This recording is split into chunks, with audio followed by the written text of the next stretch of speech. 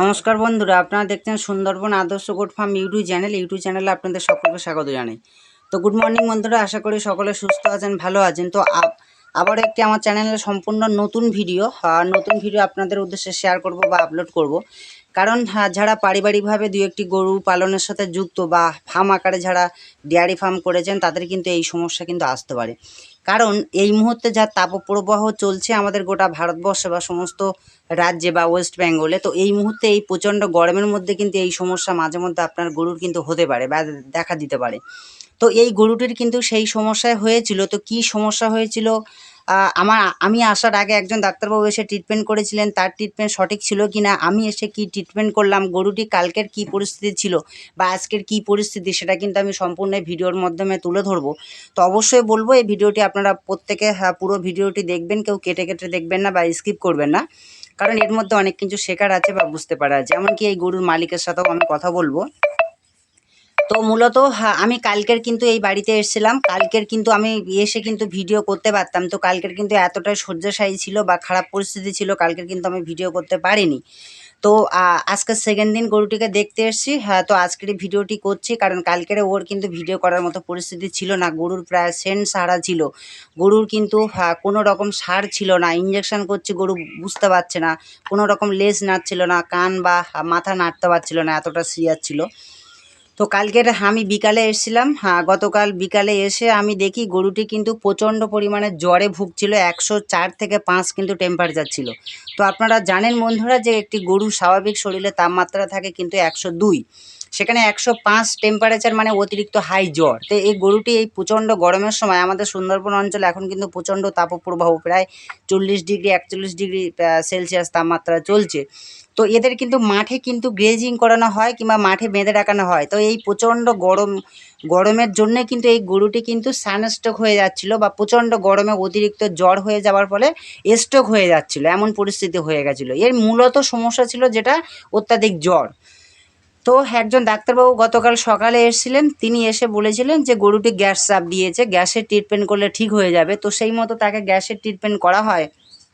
তো তাতে কিন্তু গরু আরও খারাপ হচ্ছিল বা অসুস্থর দিকে এগিয়ে যাচ্ছিল বা মৃত্যুর দিকে এগিয়ে যাচ্ছিল। তারপর বিকেলে আমাকে উনি ফোন করেন এবং আমি এসে যেটা দেখি সেটা হচ্ছে যে 105 টেম্পারেচার। তখন আমি এর জ্বরের ট্রিটমেন্ট করি। জ্বরের ট্রিটমেন্ট করি এবং এই গরুকে আমরা ঠান্ডা জল মাথায় দিই যাতে জ্বরটাকে কমানো যায়। তারপর একে ওয়ারেন্সের পাতা বা পর্যাপ্ত যে ট্রিটমেন্ট করতে হয় সে ট্রিটমেন্টগুলো করেছিলাম। তো আজকে দ্বিতীয় দিন এসে কিন্তু এই ভিডিওটি করছি। তো এখন আমি একটু সেই মালিকের সাথে কথা বলে নেব। দাদু ভালো আছেন? নামটা একটু বলবেন। সত্যবান বৈরাগী। সত্যমান বৈরাগী। তো এই গরুটি কালকের সকালে কি পরিস্থিতি খুবই খারাপ ছিল? খুব খারাপ ছিল। খুব খারাপ ছিল। আগে একজন ডাক্তারবাবু এসেছিলেন সকালে। তো এসে কি বলেছিলেন সমস্যা?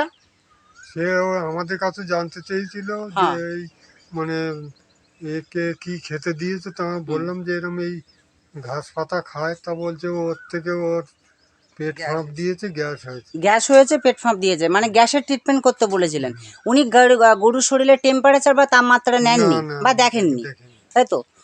তো গরুটি কালকের যে আমি এসে বিকালে দেখে গেছিলাম, তো তখন দেখছিলাম যে সেন্স ছিল না, খুবই খারাপ পরিস্থিতি ছিল, বাঁচবে কি মরবে বুঝতে পারা যাচ্ছিল না। তা আজকের কি মোটামুটি ভালো দেখছেন? একা একা উঠতে পারছে, খাওয়া দাওয়াও মোটামুটি ফিরে এসছে, তাই তো? তো শুনলেন দর্শক, গরুটি কিন্তু গতকালের তুলনায় আজকের কিন্তু যথেষ্ট ভালো। ও কিন্তু খাওয়ার চেষ্টা করছে, যথেষ্ট টাইম লাগবে, সবে মাত্র 24 ঘন্টা কেটেছে। কালকের কিন্তু বিকালে ওর কোনো সেন্স ছিল না, ও কিন্তু ওঠার ক্ষমতা ছিল না, খুবই খারাপ পরিস্থিতি ছিল। আজকের কিন্তু হালকা হালকা খাওয়া দাওয়ায় ফিরেছে এবং আজকের আমি দেখলাম যে ওর শরীরে টেম্পারেচার একদমই স্বাভাবিক, 102 কিন্তু নর্মাল যেটা থাকে সেটা কিন্তু চলে এসছে। তো এই গরুটি কিন্তু কোনো রকম আর সমস্যা হবে না বা মৃত্যুর দিকে এগিয়ে যাবে না। গরুটিকে বাঁচানো গেছে, হয়তো আর একটা দিন দেরি হলে গরুটিকে বাঁচানো যেত না। তো এই আমাদের এই সামান্য ভুলের কারণে কিন্তু একটি গরু কিন্তু প্রাণ চলে যেতে পারে বা মারা যেতে পারে। সেজন্য বলবো যে সবসময় আপনারা ট্রিটমেন্ট করতে গেলে, চিকিৎসা করতে গেলে আগে গরুর গায়ে টেম্পারেচার নেবেন বা তাপমাত্রা দেখবেন। সঠিক রোগ নির্ণয় না করে যদি ট্রিটমেন্ট করা হয় তাহলে কিন্তু সেই গরুকে বাঁচানো যাবে না, কিছুতেই বাঁচানো যাবে না। যদি কালকের বিকালে আমি না আসতাম বা আমাকে না ফোন করতো তাহলে হয়তো আজকের এই গরু থাকতো না বা মারা যেত, এত সময় এই গোয়াল ঘরে থাকতো না। তো এর একটি ছোট্ট বাচ্চাও আছে, সেটাও একটা চিন্তার ব্যাপার। তো মোটামুটি গরু সুস্থ, অনেকটাই সুস্থ। একে কিন্তু আজকে ঠান্ডার জল দিয়ে কিন্তু স্নান করানো হবে।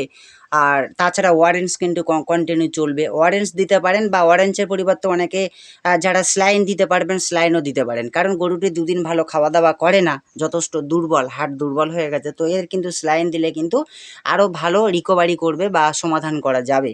তো আমি স্যালাইন দিচ্ছি না, যেহেতু ও অল্প, অল্প খাওয়া-দাওয়ার মাধ্যমে ফিরে এসছে এবং ওকে ওয়ারেন্সের উপরেই আমি কাজ করব, স্যালাইন দেওয়ার প্রয়োজন নেই। তো সকলকে সুন্দরবন আদর্শ গোট ফার্ম ইউটিউব চ্যানেলের পক্ষ থেকে আবারও বলব যে আমার চ্যানেলে প্রত্যেকটি ভিডিও আপনারা দেখবেন। তার মধ্যে কিন্তু কিছু না কিছু শেখার ব্যাপার আছে বা জানার বিষয় আছে। তো ভিডিওটি আর দীর্ঘায়িত করব না। সকলকে সুন্দরবন আদর্শ গোট ফার্ম ইউটিউব চ্যানেলের পক্ষ থেকে নমস্কার জানাই।